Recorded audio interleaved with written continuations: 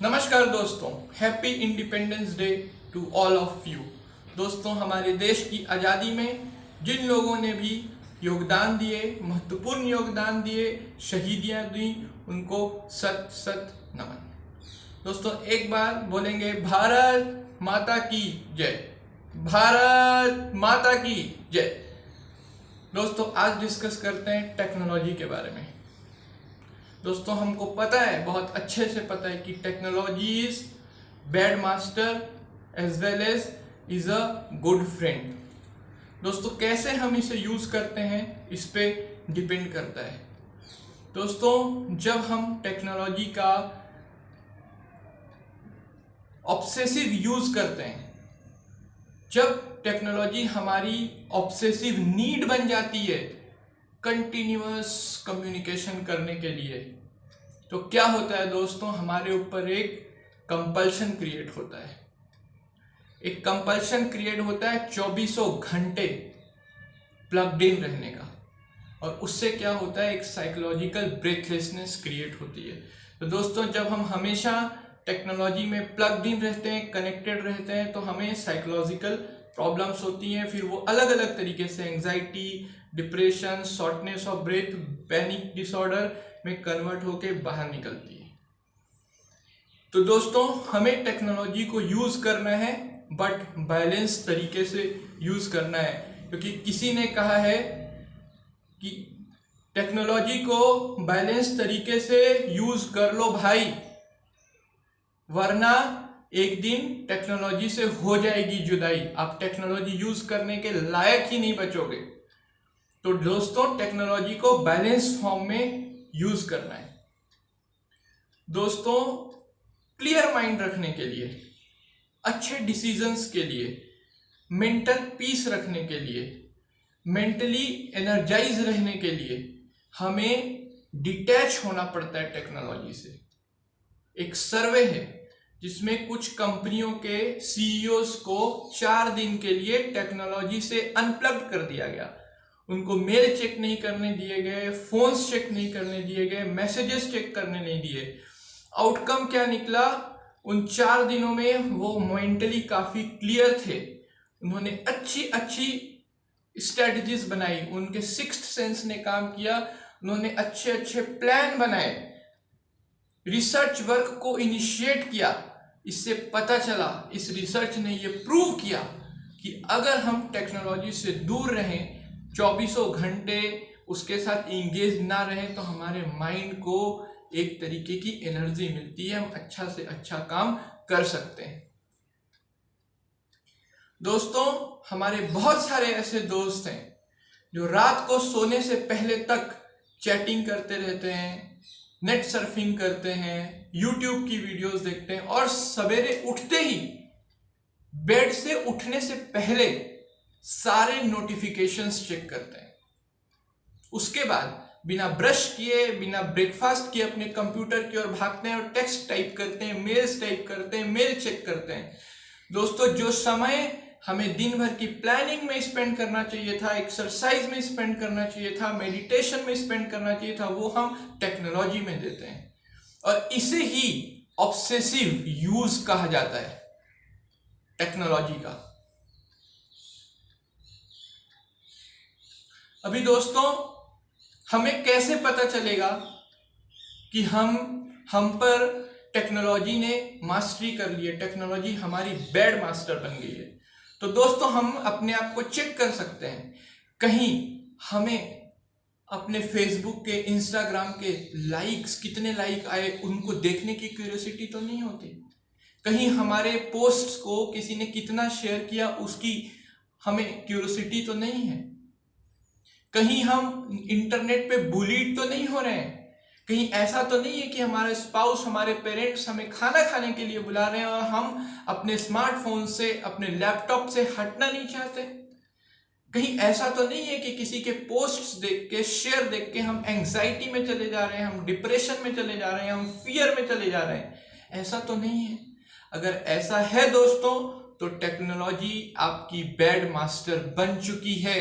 आपको उससे बाहर निकलना पड़ेगा। दोस्तों, अगर आपको टेक्नोलॉजी ने डोमिनेट कर लिया है तो आपको धीरे धीरे इसको एलिमिनेट करना पड़ेगा,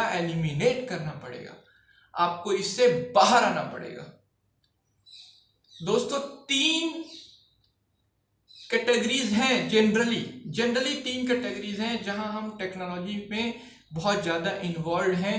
हम अपने वर्क स्टेशन से, स्मार्टफोन से काफ़ी कनेक्टेड हैं। पहला है स्मार्टफोन्स। दोस्तों, हम दिन भर आने वाले नोटिफिकेशंस पे ध्यान रखते हैं।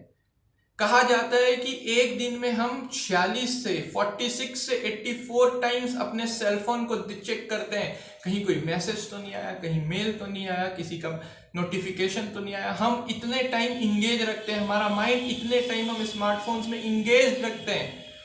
और दोस्तों, इस स्मार्टफोन यूज करने के बहुत सारे डिसएडवांटेजेस हैं। उससे रेडियो वेव्स एमिट होती हैं जो हमारे लिए बहुत ही हानिकारक है और बहुत सारी प्रॉब्लम्स खड़ी करती हैं।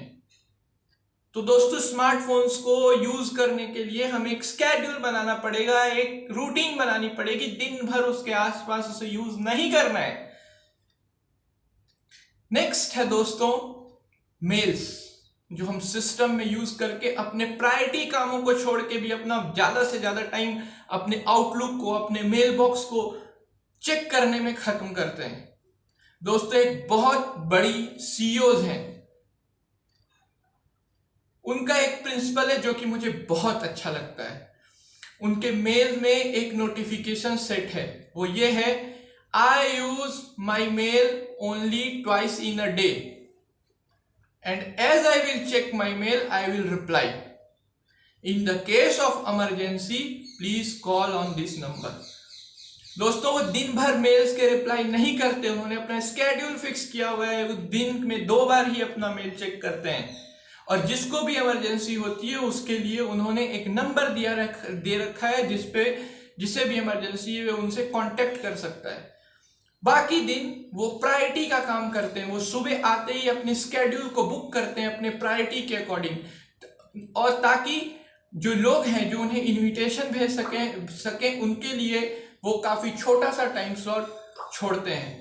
वो एब्रप्टली किसी की मीटिंग की रिक्वेस्ट को एक्सेप्ट नहीं करते, वो अपनी प्रायोरिटीज के अकॉर्डिंग काम करते हैं और जो भी उनकी प्रायोरिटी है उनके अकॉर्डिंग ही वो डिलीवर करते हैं। जो बड़े लोग हैं, जो कॉर्पोरेट में बड़े लेवल पे काम करते हैं, मैनेजिंग डायरेक्टर्स हैं, सीईओज हैं, वाइस प्रेसिडेंट हैं, जनरल मैनेजर्स हैं, ये एक टू डू लिस्ट, एक सॉफ्टवेयर है वर्क मैनेजमेंट का, उसको यूज करते हैं।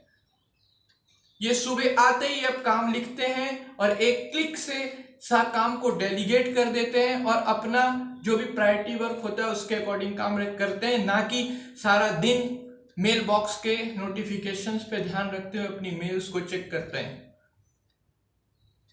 तो दोस्तों, दूसरा ये आउटलुक था, हमें अपने वर्क पे फोकस करना है, हमेशा आउटलुक के मेल्स पे इंगेज नहीं रहना है। तीसरा है दोस्त ई लर्निंग।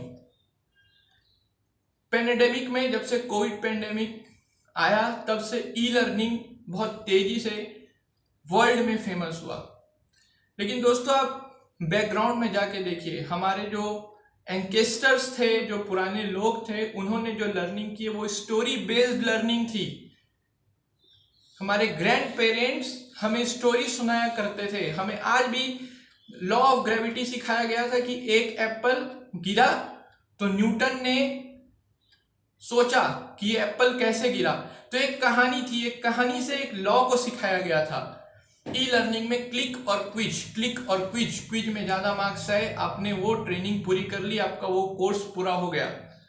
एग्री करता हूँ, ई लर्निंग के बहुत सारे बेनिफिट्स हैं, बट ई लर्निंग सही तरीका नहीं है लर्निंग का।